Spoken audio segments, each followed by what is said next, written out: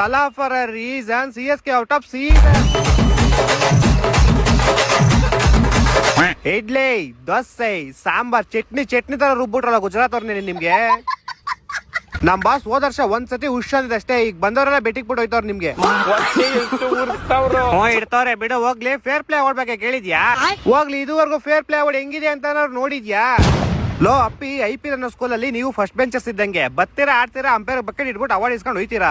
ಅದೇ ನಾವು last benchers ಇದ್ದಂಗೆ ಗೆದ್ಮೇಲೆ ಸಿಂಬಲ್ ತೋರಿಸ್ತೀವಿ, ಕ್ಯಾಚ್ ಔಟ್ ಮಾಡಿದ್ಮೇಲೆ ನಕ್ಕನಂತೀವಿ ಇಂಡೈರೆಕ್ಟ್ ಆಗಿ. 6 ಹೊಡೋದ್ಮೇಲೆ ನೀನೇ ಅರ್ಥ ಮಾಡ್ಕೊಬೇಕು. ಯಾವನಾರು ಜಾಸ್ತಿ ಮಾತಾಡ್ರೆ ಅಲ್ಲೇ ಹೊಡೆಯೋ ತರ ಹೋಯ್ತೀವಿ. ಆಡಿ ಸುಸ್ತಾಗಿ ನಿದ್ದೆ ಬಂದ್ರೆ ಅಲ್ಲೇ ಮಲ್ಕಂತೀವಿ ಗ್ರೌಂಡ್ ಅಲ್ಲಿ. ಬೆಡ್ ಗಿಡ್ ಎಲ್ಲ ಏನ್ ಬೇಡ, ತಲ್ದಿಂಬಿದ್ರೆ ಸಾಕು. ಯಾರು ನಮ್ಗೆ ಯಾವ ತರ ಉರ್ಸ್ತಿರ್ತಾರೋ ನಾವು ಅವ್ರಿಗೆ ಅದೇ ತರ ಉರ್ಸ್ತೀವಿ. ನೀವುಗಳ ಅಂಪೈರ್ ನೋಡಿದ್ರೆ ಸಲ್ಯೂಟ್ ಹೋಗ್ಬಿಟ್ಟು ಹೋಯ್ತೀರಾ. ನಾವ್ ಆಡ್ಬೇಕಾದ್ರೆ ಒಂಚೂರ ಡೌಟ್ ಬಂದ್ರೆ ಹೋಗಿ ಅಂಪೈರ್ ಹತ್ರ ಬಾಲ್ ಕಿತ್ಕೊಂಡು ಬಾಲ್ ಸರಿಗೈತಾ ಇಲ್ವೋ ಚೆಕ್ ಮಾಡ್ತೀವಿ. ಇದೆಲ್ಲ ಮಾಡಕ್ಕೆ ನಿಮ್ಗೆ ಮೀಟರ್ ಐತಾ? ಮೀಟ್ರು ಇಲ್ಲ ಬೇಡಪ್ಪ, ನಾವೆಲ್ಲ ಡೀಸೆಂಟ್ ಆಗಿ ಆಡ್ತೀವಿ. ಯಾಕೆ ಹೇಳೋ, ಫೇರ್ ಪ್ಲೇ ತಗೊಂಡು ನಿಮ್ ತಿಕ್ ಹಿಡ್ಕೊಬೇಕಲ್ಲ.